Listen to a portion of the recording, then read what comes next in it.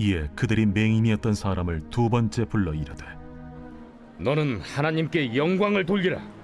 우리는 이 사람이 죄인인 줄 아노라. 그가 죄인인지 내가 알지 못하나 한 가지 아는 것은 내가 맹인으로 있다가 지금 보는 그것이니이다. 그 사람이 내게 무엇을 하였느냐? 어떻게 내 눈을 뜨게 하였느냐?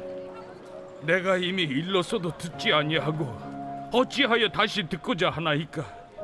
당신들도 그의 제자가 되려 하나이까? 그들이 욕하여 이르되, 너는 그의 제자이나 우리는 모세의 제자라. 하나님이 모세에게는 말씀하신 줄을 우리가 알거니와 이 사람은 어디서 왔는지 알지 못하노라. 이상하다. 이 사람이 내 눈을 뜨게 하였으되 당신들은 그가 어디서 왔는지 알지 못하는도다.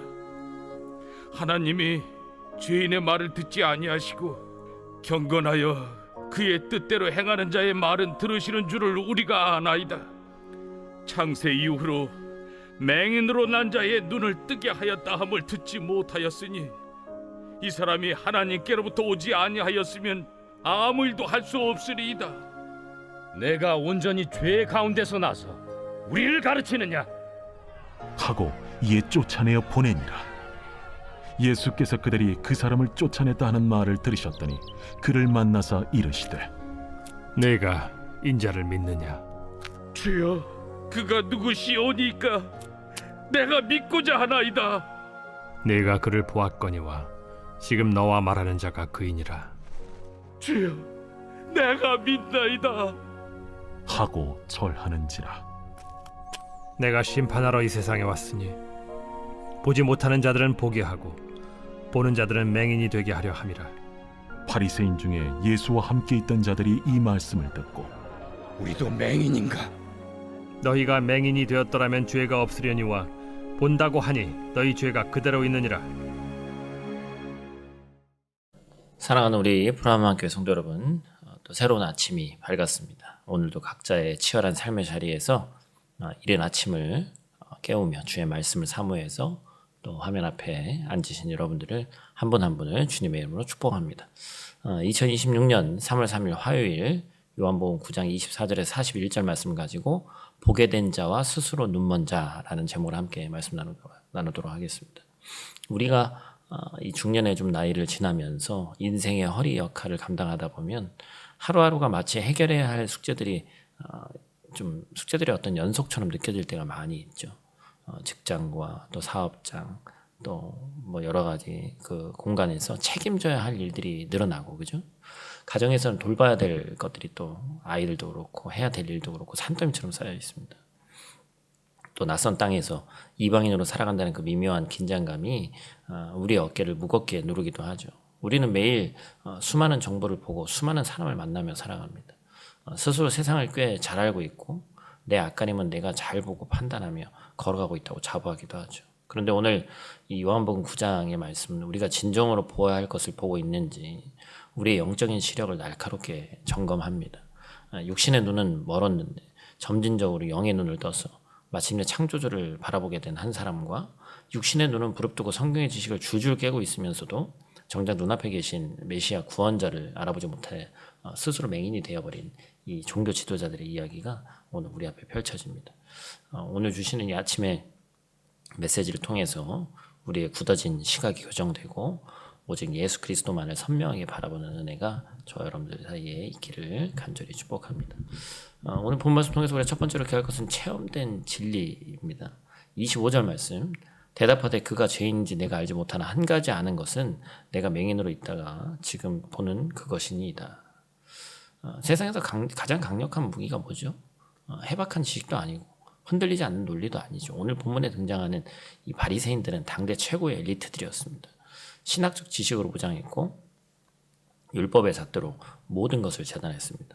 그들은 날 때부터 앞을 보지 못했던 자를 불러다 놓고 치열한 논리 싸움을 벌이는 거예요. 안식일의 병을 고쳤으니 예수는 죄인이다. 하나님은 죄인의 말을 듣지 않으신다. 자신들이 짜놓은 완벽한 교리적 프레임에 예수님을 가두려고 했어요. 그런데 이 복잡하고 날선 공격 앞에서 눈을 뜬 이 사람의 대답이 너무나도 단순하고 명쾌했죠. 그가 죄인인지 나는 모르지만 내가 아는 한 가지는 내가 맹인이었다가 지금 나아서 보게 되었다라는 것입니다. 이게 바로 체험된 진리죠. 이 사람은 바리새인들처럼 어떤 깊은 신학적 논쟁을 할 능력도 없습니다. 예수님이 정확히 어떤 분인지 교리적으로 완벽하게 설명할 수도 없습니다. 하지만 그에게는 누구도 빼앗을 수 없는, 누구도 반박할 수 없는 명백한 삶의 간증이 있죠. 내 삶에 찾아오신 이 주님의 은혜, 나의 어둠을 찢고 들어오신 그 빛, 내 눈을 열어주신 그 기적 같은 사랑의 경험이 그를 당당하게 만들었습니다. 우리의 신앙생활을 한번 돌아봐야 됩니다. 머리로는 하나님을 너무나도 잘 알죠. 설교도 많이 들었고 성경 공부도 했습니다. 그런데 정작 세상의 가치관이 우리를 위협하고 직장 동료들이나 또 주변에서 우리의 신앙을 조롱하거나 삶의 고난이 우리를 논리적으로 어떤 압박감을 가해올 때 우리는 무엇으로 버티고 있어요? 우리가 갖고 있는 어떤 지식으로는 그것을 이겨낼 수 없다는 거예요. 내 삶을 변화시킨 그 한 가지, 나를 만나주셨던 그 십자가의 은혜, 절망 속에서 나를 건져내셨던 그 체험된 진리가 우리에게 있어야 되는 거예요. 세상의 복잡한 질문 앞에서 이것도 모르고 저것도 모를 수 있지만 내가 아는 한 가지는 주님이 나를 사랑하셨고 주님이 내 삶을 이렇게 변화시키셨다라고 선포할 수 있는 그 담대함이 필요합니다. 바리새인들은 스스로 모든 것을 안다고 다 본다고 착각했기 때문에 그들의 지식은 오히려 그들의 영적인 눈을 가리는 어떤 이 맹인이 되어버린 것이죠. 그들은 복음 앞에서 가장 큰 장애물이 무지함이 아니라 나는 이미 알고 있다는 교만함이라는 사실을 모르고 살았습니다. 사랑하는 성도 여러분, 오늘 이 아침에 우리의 마음을 낮추기를 바랍니다. 내가 알고 있는 얄팍한 지식과 경험을 내려놓고 매일매일 주님이 내 삶에 행하시는 그 생생한 은혜의 사건들을 놓치지 않고 발견하는 영적인 시력을 회복하기를 주님의 이름으로 축복합니다. 두 번째로 기억할 것은 찾아오시는 주님의 은혜입니다. 35절 말씀. 예수께서 그들이 그 사람을 쫓아냈다 하는 말을 들으셨더니 그를 만나서 이르시되 내가 인자를 믿느냐. 진리를 고수했던 이 사람의 결말이 뭐예요? 칭찬과 영광이 아니라 당대 사회에서 가장 무서운 형벌인 출교였습니다. 유대 사회에서 회당에서 무리에서 쫓겨난다는 것은 누차 말씀드렸지만 종교적 커뮤니티에서 배제되는 것을 넘어서 경제적, 사회적, 관계적 완전한 고립이라고 말씀드렸잖아요. 매장당하는 거예요. 그는 빛을 얻었지만 세상에선 철저히 버림받은 자가 됐단 말이죠. 얼마나 두렵고 만막했겠어요. 그런데 여러분, 복음의 진수는 바로 이 지점에서 나오는 거예요. 35절 말씀 보니까 가슴을 먹먹하게 하는 주님의 행동이 기록되어 있습니다. 예수님께서 그들이 그 사람을 쫓아냈다 하는 말을 들으셨더니 그를 만나사. 주님께서 그가 진리편에 섰다는 이유로 세상에서 내쳐졌다는 소식을 들으셨어요. 그리고 그를 홀로 버려두지 않으시고 친히 그를 찾아오셨습니다. 성경은 그를 만나사라고 번역했지만 원어적인 의미로는 그를 적극적으로 찾아내셨다라는 뜻입니다. 우리가 신앙의 양심을 지키기 위해서 혹은 정직하게 살기 위해서 손해보고 세상에서 튕겨져 나가는 것 같을 때가 있습니다.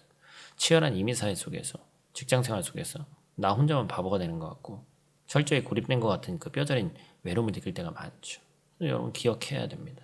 세상이 우리를 밀어내는 그 자리, 사람들이 우리를 쫓아낸 바로 그 골목 끝에 우리 주님이 서 계신 거예요.